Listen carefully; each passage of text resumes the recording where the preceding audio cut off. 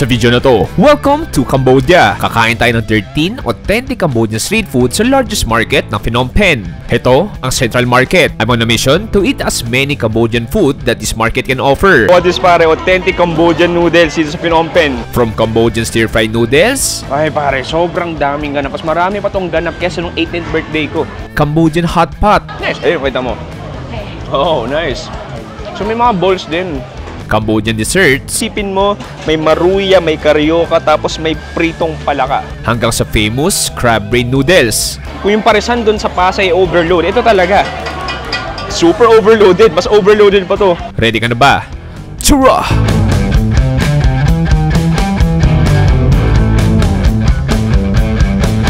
Unang araw natin dito sa Phnom Penh, a bustling, rapid developing, and capital city ng Cambodia. A population of all over 2 million people. At ibig sabihin, over 2 million din ang mga gutom na Cambodians na naghahanap ng cheap and delicious street food. Cambodian food is also known as Khmer cuisine. Emphasizes fresh ingredients, herbs, and balancing flavors, often incorporating elements of sweet, salty, sour, and spicy. And what a way to start para puntahan ang ating unang destination by riding the classic Cambodian tuk-tuk. Oy pare, magandang araw. Welcome back to me dito sa Phnom Penh, Cambodia. Actually, medyo surreal at medyo emotional ako ngayon dahil ang Cambodia, unang punta ko dito, ito yung unang bansa na napuntahan ko bukod sa Pilipinas. 5 years ago po yun, 2019. Check natin, Pops! Tarantula! Medyo nagsisimula pa lang tayo noon. Alam mo yun, wala pa ganong nanonood ng Chewy Show, pero it's nice to rest back. Lalo na nandito tayo sa Phnom Penh at isa to sa pinaka food capital ng buong Cambodia. At pupunta tayo sa unang episode natin, pupunta tayo sa sikat at largest market nila sa buong Cambodia. Kakain tayo sa Central Market. Nakasakay ko ngayon sa tuk-tuk, makikita nyo. Actually, yung tuk-tuk dito parang sa Thailand lang din, pero yung iba medyo modern na rin. So ito, parang e-trike eh. Parang e-bike din siya. Anyway, Pops, natatanong ko na yung Central Market, kumain tayo ng Cambodian food.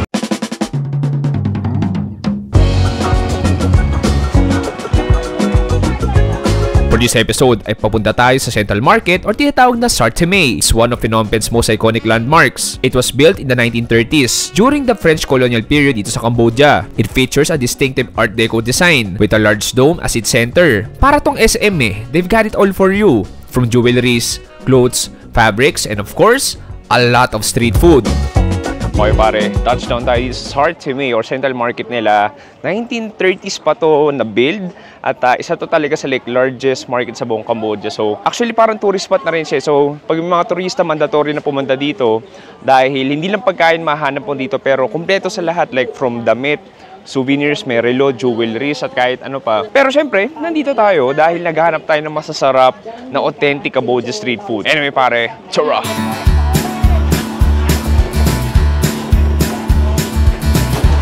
First Cambodian street food is the famous Lord Cha, a Cambodian Chinese street food dish made by stir-frying noodles with garlic, bean sprouts, and scallions, as well as Chinese greens or cabbage. Meron din yung beef, sausage in a mixture of palm sugar, fish sauce, and a dark soy sauce. And of course, it is served with a fried egg on top.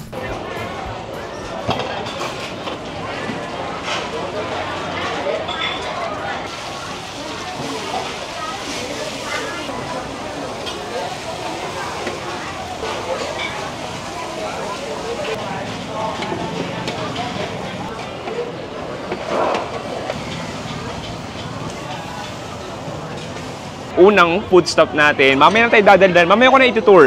Gusto mo nag-breakfast dahil naalala ko to. Actually, nakakain na ako nito dati nung way back 2019, 5 years ago. Ito yung Lord Cha. Para siyang version nila ng stir-fried noodles. Para siyang pad thai nila. Actually, nakakatuwa yung mix ng culinary dito sa Cambodia. May halo ng Vietnam, may halo ng Thailand. Kasi medyo kalapit na bansa. Kaya mo talaga i-drive. Ganun siya kalapit. Ito yung ating beef Lord Cha. So makikita mo meron tayong wheat noodles dito. We have the greens, siguro kung kangkong ba to or water spinach. May slices ng karne. We have this parang, ano nga ba to? Sausage or what? And then there's a greasy na fried egg. Hindi ko alam. Gusto ko lang mo, mamaya dadagdagan natin masawsawan yan. Pero gusto ko tikman as is. Kuha ng konting itlog, kuha ng konting baka, kuha ng konting noodles sa stoge. Okay pare, ang sarap ng kagat na to. Unang kagat dito sa Phnom Penh. It's nice to be back. Cheers! Ay. So many mix of flavors. So many mix of texture. Una sa lahat, napaka-oily niya. Nakita ko kanina kung gano'ng karaming mantika yung nilagay doon. But don't get me wrong pare, it's an ultra savory stir-fried noodles. Ang dami kong nalalasahan. May konting soy sauce flavor, may konting tamis, and then parang siyang may konting wok aroma. There's a good portion ng karne, may crunch galing doon sa parang gulay, and then itlog, meron kang extra protein. Actually, ang dami niyang crunch. May crunch sa toge, may crunch sa parang repolyo. Ito noodles natin, medyo chewy siya, pero don't get me wrong, super oily niya in a good way. Ang gawin natin, timplahan natin. So, lagyan ko daw ng konting pickled garlic. Lagyan ko ng parang chili sauce. Lagyan ko... No, I like spicy. It's okay. Lagyan natin ng maraming sili. So, gawin ko, haluin natin. Gusto ko medyo madurog yung itlog. So, isipin mo, yung saucy na noodle dish natin, mas naging saucy pa. Okay, so kuha ako, paano ba? Gusto ko tikman ito parang sausage nila eh. So kuha ako nito, kuha ng karne, chili, tapos noodles, tsaka yung pickled garlic. Cheers pare.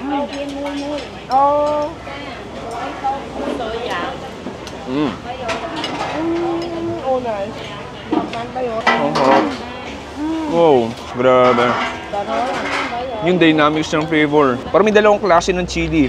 Yung purong sili, actually, yung chili paste na yun o chili jam, hindi lang siya manghang, matamis siya. And then, nandun yung parang hoisin sauce na nilagod natin. And then, nag-a-add ng extra citrus, nag-a-add ng extra sourness yung pickled the garlic. Tapos ito, parang kumakain ng meatloaf eh. No, parang kumakain ng meatloaf. Pambira pare, ang sarap nito. Mas na-appreciate ko siya ngayon. Last time, parang medyo takot po ako kain ng street food nun, pero ngayon, di hamak parang mas times 3 yung sarap niya. And in fairness pare, sobrang dami na ring serving. 138 pesos pag kinonvert mo. Overloaded pops, karne, may dalawang klase ng protina, makakapal na noodles, may fiber ka rin dahil may gulay, and then all of that umami, MSG, sugar, soy sauce, patis. Ay pare, sobrang daming ganap. Mas marami pa tong ganap kesa nung 18th birthday ko.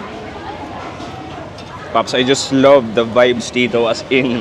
Tabi-tabi maliit na yung lamesa. Oh, hi! Say hi! So, tabi-tabi lang kayo dito ng mga lokal. Kain-kain ng Lorcha. Lorcha! Yeah. Delicious. Very good. Yeah, very nice. Yeah. Favorite? That's your favorite, Lorcha? Sorry? Is that your favorite? Not really. Not really, but it's also almost gone. Yeah, almost. Almost finished. Yeah, but I'm hungry. But that's not your favorite, ha? Yeah, I'm hungry. Anyway, pare. What? My favorite. This is your favorite? Yeah. It's good. It's very good. Very cheap also. Anyway, pare, yung sinasabi ko dito, pagkwentuhan ka, pag-usap ka, at yun yung isa sa nagpapasarap sa street food dito sa Cambodia, yung mga tao dito. Cambodian cuisine is so complex, a mix of Khmer, French, Thai, and Vietnamese cuisine. Imagine this cuisine has a lot of combination. Kaya naman sobrang interesting. And speaking of interesting, nakaka-interesado talaga itong pagkain na susunod. Ito ay ang boiled pork organs tulad ng tenga, puso, tuwalya, pancreas para tong pesta ng iba't ibang laman loob na nagsiswimming o nagjajakusi sa loob ng mainit at flavorful na sabaw. Just choose your desired mystery organ and boom, ready to eat na. 2,000 each. Yes. Each per stick. Yes. Okay. What you want? Tongue. Okay. And last one. Three. Okay. Thank you. Okay, next food spot natin. Meron nakitang pamilyar na lalaki dito na parang, nakabanda na. Parang nakita ko na siya. Anyway, kumain na dito si Sunny. Ito yung parang, paano ba explain? Ang gulo eh. Meron silang parang barbecue. At the same time, meron sila ditong pot ng boiled na iba't ibang laman loob. This is beef, pork. Pork. Yes. So, pork siya. So, meron tayo ditong isaw ng baboy. Meron tayong dila ng baboy, tapos tenga ng baboy. Tapos, ang pinakasawsawan niyan, meron tayo ditong parang pickled radish, cucumber, basil ba to o cilantro, o mint ata, di ko masabi. And then, parang may spicy sauce tayo dito. Ang gagawin mo, kuha ka muna, ito, binyagan natin ng ating dila. So, sausaw ko dito sa sauce na to. And then, tikman natin. Cheers.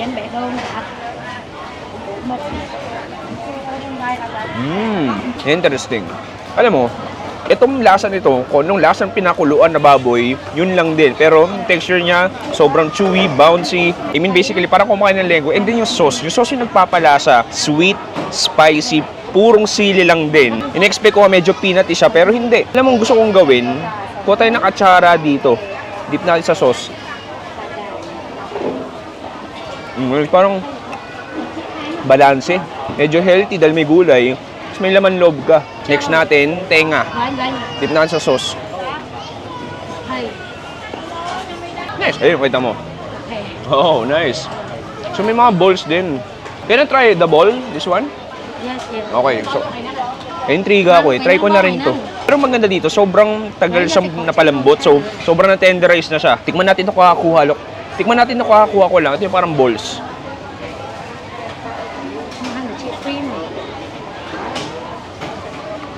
That's one bouncy, meaty meatball. Wala nang ma-describe. Basta lasang meatball lang din siya. Dinabulin mo ng mint. Okay. Last one. Try natin tong intestine. Alam mo, simple lang eh, no? Simple lang yung atake. Wala ganong drama. Wala ganong arte. Very straightforward. Masarap at malambot. Masarap na pagpapakulo ng laman loob ng baboy. Yung partner naman ng sauce. Partner naman ng konting gulay. Makita mo dito parang may Russian roulade na iba't ibang laman loob. At bahala ka kung anong gusto mong piliin. Tapos pawis na ako dito sa Central Market, pero hindi tayo magpapatinag at maghahanap pa tayo ng street food dito sa Phnom Penh.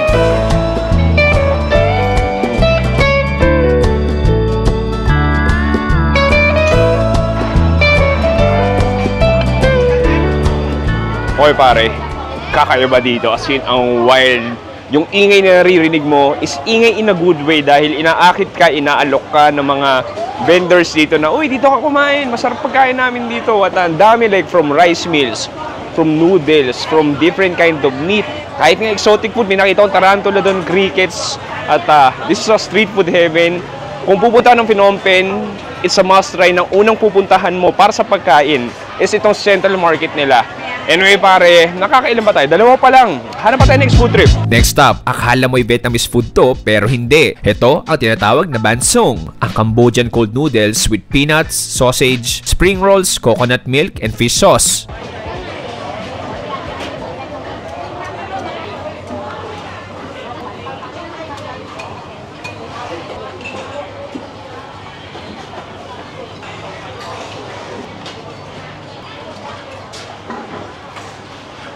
Okay, next food trip natin, meron tayo dito nakitang noodles na naman. Mahilig siya sa noodles dito, parang Vietnam, parang Thailand din. Pero ito, medyo kakaiba. So, pakita ko sa inyo. Parang siyang vermicelli noodles sa makapal.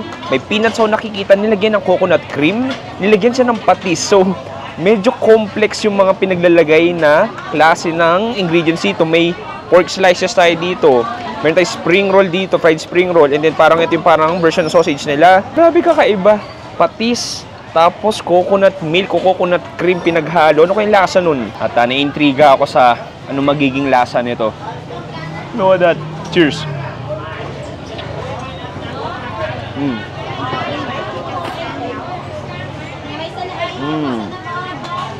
Kakaiba. Sobrang complex. Kung nilasahan ko yung cilantro, yung bango ng cilantro. Yeah, there's a little sweet, milky creaminess galing dyan sa gata. Actually, yung patis nga hindi ko na gano'n nalasahan. Ay, oo, medyo yung alat. Oo, yung pala yun. Noodles natin, very thick, very chewy. Una kinakabahan ako masarap siya, hindi. Pero, alam mo, masarap siya. Okay. Pero extra sweetness galing sa onions. May onions siya. Alam mo, gusto kong tikman naman yung mga karne. Ito, tikman natin to. Yung pork belly, tapos yung pinaka spring roll natin. Sarap. Ewan ko kayo sa camera ngayon. Pawis na pawis ako, pero ang sarap pa rin. Ang sarap kumain ng noodles. Tsaka ito hindi mainit. Pansin ko malamig siya. Pero syempre, papatalo ba tayo? Huwag tayo magpahiya kay Mark Queens. Kumuha na tayo ng isang bloke ng sili dito. Ilagay natin sa noodles natin. Tapos, haluin natin. Para yung malamig na noodles, medyo uminit. By this time, gusto ko kumagat with sausage nila. Cheers!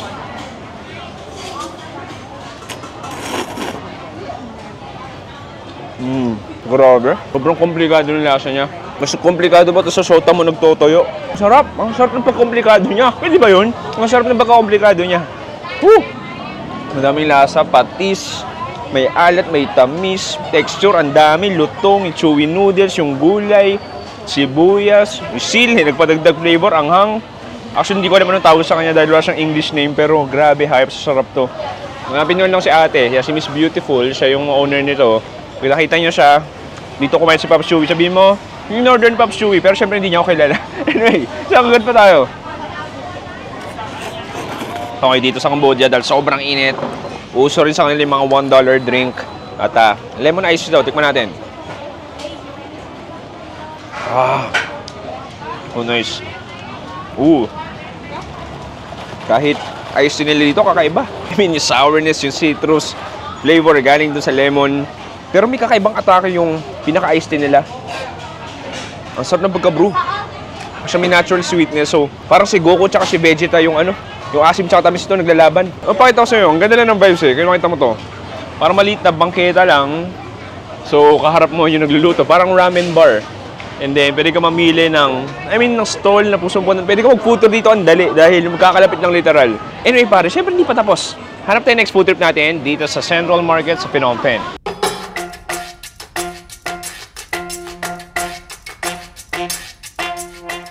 Okay pare, next stop natin. Pawis na pa. Hello!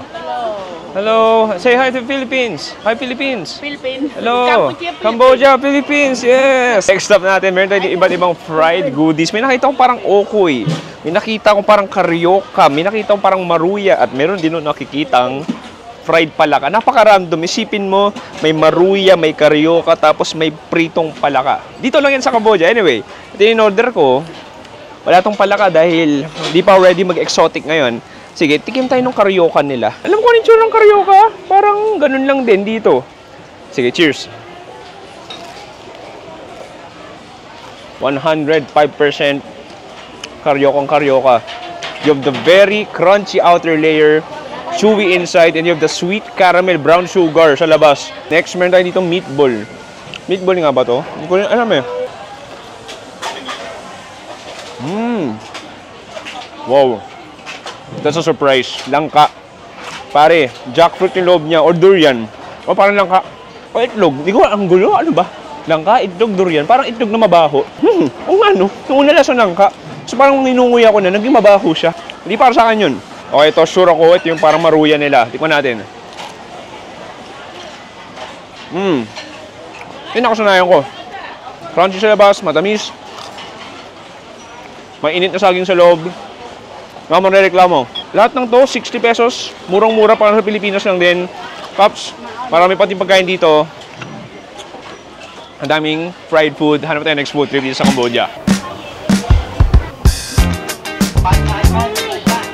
If you're a chicken rice lover, Cambodia has a lot to offer. Katulad tinatawag na Baim One, a flavorful roasted chicken with aromatic rice.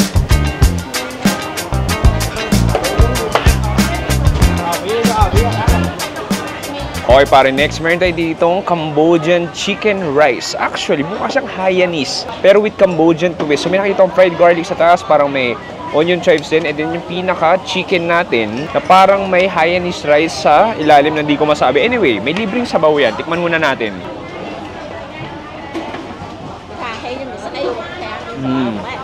Oh, nice. Parang may cilantro din. Sarap. Libreng sabaw pa lang, ulam na. Ay, may karne, may kasama. Hindi. Parang may ano siya, tofu or youtiao ba ito? Hindi ko masabi. Parang tofu. Ay, pero panalo, ang sarap. Ay, ito na natin pinakamalakasang chicken stock. O, libreng sabaw, nagawa sa manok na natikman ko sa buhay ko. Parang maluya rin siya, tapos maraming bawang. Mabawang din siya, parang may mga fried garlic sa ilalim. Ay, ang sarap. Ay, grabe. Ang OA ko, pero ang sarap nun. Okay, so punta tayo sa chicken rice natin. Ito rin actually, alam mo may mga pagkain na pag tinignan mo, parang di mo na kailangan tikman kasi feel mo masarap. Ito yun eh. Sige, kuha tayo ng karne. Kita mo naman ang juicy niya pa. And then, kuha tayo ng rice sa ilalim. Okay, look at that. Cheers! Sabayan niyo ako.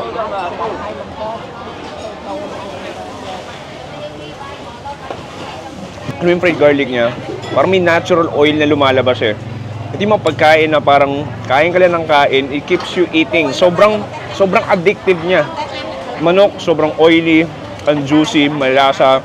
Parang Hainanese nga lang din eh. Wala ganong spices pero feel ko sa pagpakulo, sa pagka-steam sa kanya. And then para sa Hainanese chicken, may sauce yan na kasama. And so parang may pickles din siya. So gawin ko, lagyan ko rin ng konting sabaw.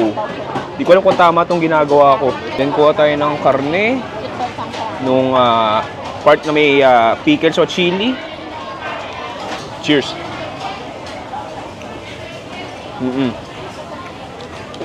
Basically, parang sa any hawker center lang din, yung pinaka-sauce nila. Maluya, may chili, parang suka lang din. Pero alam mo, panalo dito, yung libreng sabaw, tapos yung manok malasa. Actually, alam mo, busog na ako eh, pero ang sarap talaga. Mga pare, Cambodian cuisine, one of the most underrated cuisine sa buong mundo. Isa pang sabaw.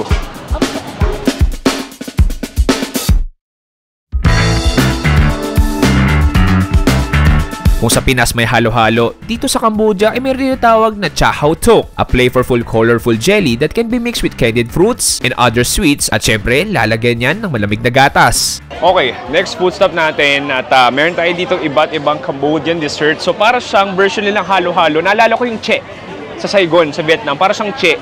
So basically, may mga jelly, may mga banana, meron siyang mga coconut cubes na hindi ko masabi pero sabi ni Madam na napakabait. Ito yung bestseller nila. So, meron siyang coconut egg. Ano yun? Coconut egg, may jelly, may parang corn, and then nilagay niya ng parang gatas. Pero alam mo, visually, para lang akong kakain ng sagugulaman or parang kakain ako ng halo-halo. Tikman natin. Mahirap sa ikutsara dahil hawak-hawak ko yung camera. Inumin na lang natin muna. Cheers! Same. Halo-halo. Kung nasa ng halo-halo, yun lang din talaga. Parang sa Vietnam, parang sa Pilipinas, parang halo-halo lang din talaga eh. So kung tikmikim ng mga karne, ito parang may nata de coco, tapos yung coconut egg na tinatawag niya. Sa good way para ibaba yung temperature mo sa katawan dahil napaka-init ngayon. Ito dito na intrigue eh. Coconut egg ang tawag niya pero hindi ko alam kung ano nga ito eh. Oh, egg nga. Parang egg nga. Oo nga. Parang kumakain ng leche flan na yung base niya coconut. Oh, nice. Interesting. Hindi ko alam kung langka ba to. Pa-comment down below if langka nga ba to o hindi. Coconut rin. Coconut egg. Lasang coconut, pero parang kumakain ng hibla ng scrambled egg. Oh, nice. I mean, nakain ko yung dilaw. Honorilis ko, it's more than halo-halo. Lang yan, may itlog nga talaga. Pero alam mo, weird siya. Pero it works eh. Alam mo yun? Alam mo to, be honest, medyo nabubusog na ako, pero hindi mo papatinag. Hanap pa tayo next food trip dito sa Phnom Penh.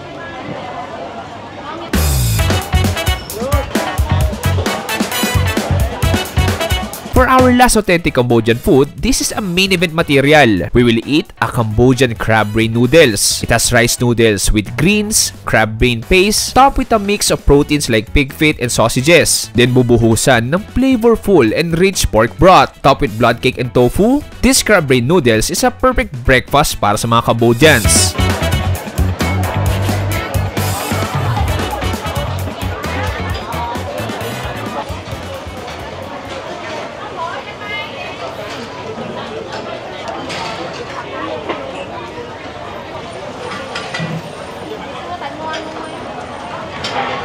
Okay pare, para sa ating main event, meron tayo ditong Jumbo Khmer Crab Brain Noodle Soup. Pare, this looks gigantic. Para tong ramen actually. Actually, papansin nyo, puro ka noodles.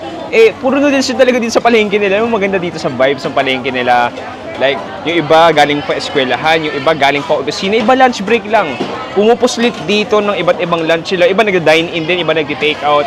So actually, ito yung sobrang local vibes sa parang, alam mo yun, parang feel mo Cambodian ka na rin. Anyway, gusto mo tikman yung sabaw.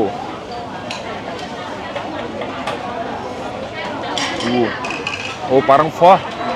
Parang pho na mas light. Naisalasahan ko yung parang coriander. Hindi ko alam kung anong klase. May fish sauce din to. Parang patis. MSG, konting sugar. Oh nice, parang fa talaga. And then haluin natin, tignan natin ano yung mga laman. Ang dami, may coagulated na chicken blood or duck blood ba yan? Meron tayo ditong coriander, may toge. Meron tayo ditong banana flour ba to? Yeah, parang banana flour, di ko masabi. May pork knuckles, pare. May pork knuckles tayo dito. May okra. May mushroom. Yeah, button mushroom.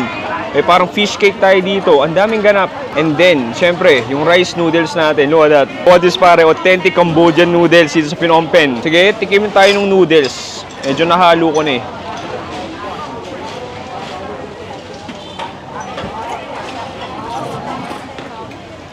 Marang kumakain ng pa. Very identical talaga. Flavorful lang to pero wala ka pa rin marireklamo overload sa ingredients. Para tong pho overload. Yung noodles natin manipes, wala siya ganong chewiness. Oh, ito yung crab brain. Tikman nga natin. Hindi yung crab brain. Giniling lang. Pero yung crab brain natunaw na. Though alam mo, hindi ko nga gano'n nalalasahan yung crab brain eh. Ewan ko siguro, hindi ko alam kung good thing ba yun or what. Pero parang hindi ko gano'n nalalasahan. Baka natunaw na o nag-dissolve na pinakasabaw natin. Gawin ko, timplahan na natin ng extra flavoring. Meron tayong lime. Ito, ginagawan tayo ng sauce. Ayan, so, patis, suka. Oh, may nakita akong sugar. Sugar, oh, may sugar din. Bagoong. Ay, hindi, ito yung bagoong. Patis pala yun. Extra patis. Ayan yung bagoong. Oh, extra sugar ulit. Akin. So, gagawin natin. So, ito na yung pinaka-mix ng sauce natin. Grabe. Malasa na to. Hindi ko pa imagine ano magiging lasa niya. Sabi niya konti lang. Pero, damihan natin. So, halo-halo yan. Patis, bagoong, may asukal. Hindi ko nga alam. Feel ko MSG nga ata yun. Umuo na lang siya. Sabi ko sugar. Sabi niya, yes. Pero feel ko MSG yun. Tikman natin. Wow. Oh, just a hard kick sa trachea ko. Oh, wow. Ang anghang. Oh, nag-iba yung lasa. Nag-iba. Oh, grabe labuyo. It's freaking hot in here. But at the same time, the noodles is hotter, pare. Ibang klase. Yung bagoong lasang-lasa ko. Yung parang fermented na maalat na ang daming flavors. Grabe, alam mo, nabigla ako na Phnom Penh, Cambodia. Ibang klase yung flavors dito. Tikman natin tong knuckles.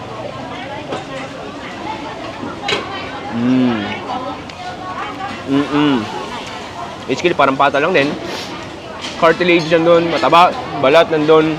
So, gawin ko, kuha ko ng isang masaganang kagat. Ah, may tofu din. Ang daming ganap. Grabe, overloaded to. Kung yung parisan dun sa Pasay overload, ito talaga. Super overloaded. Mas overloaded pa to. Ang daming ganap eh, no? May slices pa ng pork dito. Pork knuckles, tofu, gulay, noodles, Diyos ko, okra. Parang lahat ng pwede ipaglalagay, pinaglalagay na nila. Crab brain. Sa pangagat, last bite tayo. I got you good, I got you sweet, got you on hold. What a first day dito sa Cambodia. Sobrang dami natin nakain at nabusog ako ng Cambodian street food. Unang episode pa lang to, pero masasabi ko na underrated ang Cambodian cuisine. Mag-abang lang kayo dahil marami pa tayong kakainin na street food dito sa Cambodia. Okay pare, dito nagtatapos ang ating first episode is Phnom Penh, Cambodia. Isang ultimate Cambodian street food dito sa Central Market. Paps, ibang klase, busog na busog ako. Alam mo no, iba lang din yung feeling. Nostalgic talaga kasi sipin nung 5 years ago, nagsisimula pa lang ako sa buhay ko. No? Nagsisimula pa lang sa Chewy Show. Napunta ako sa Cambodia na biglaan lang din, di naman planado. At nag-vlog ako noon na walang kalam-alam. Ang pangit pa ng camera quality. Ang OA ko po magsalita. I mean, OA ako ngayon pero mas OA ako noon. Pero nice to be back, mag-rumes back, kumain naman sa maraming pagkain. At mas na-appreciate ko yung Phnom Penh, Cambodian street food lalo na ngayon. Anyway Paps, maraming salamat sa panonood. First episode pa lang to, marami pa tayong kakainin na Cambodian street food dito sa Phnom Penh. Ako si Chewy, dito sa Cambodia, nagsabi stay safe. Good night and goodbye. Bang! Grabe. Pawis na pawis ako. Pambihira. Tura!